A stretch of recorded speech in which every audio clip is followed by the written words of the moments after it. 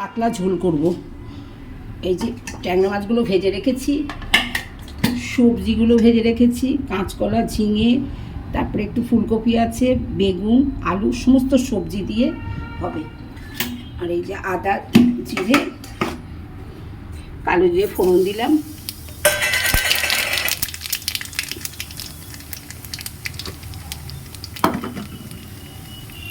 আদা, জিরে, কাঁচা লঙ্কা এই যে বাটা দিয়ে দিচ্ছি।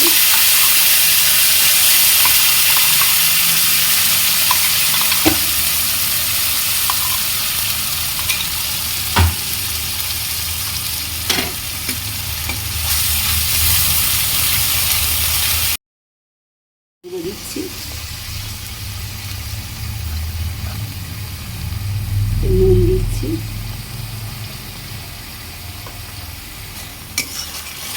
একদম পাতলা ঝোল। এরকম বিমালা ট্যাংরা ঝাল করলে ভালো লাগে, কিন্তু যা আবহাওয়া এখন ঝাল টাল খাওয়া যাবে না, ওই পাতলা ঝোল করছি।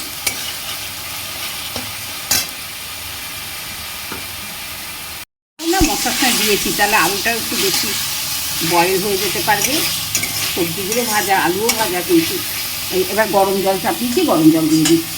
হয়ে গেছে, এই যে মশলা রেডি, তেল ছেড়ে দিয়েছে, গরম জল চাপিয়ে গরম জল ঢেলে দিলাম।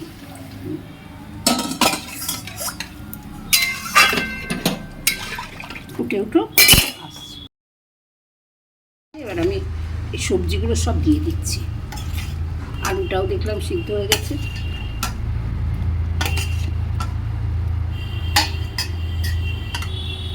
সব সবজি দিয়ে দিলাম।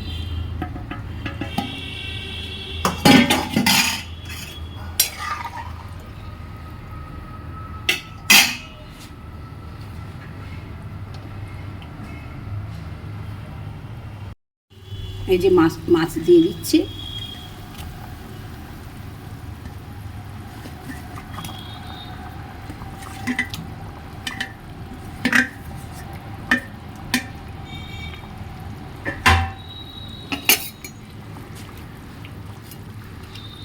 নামিয়ে নিলাম।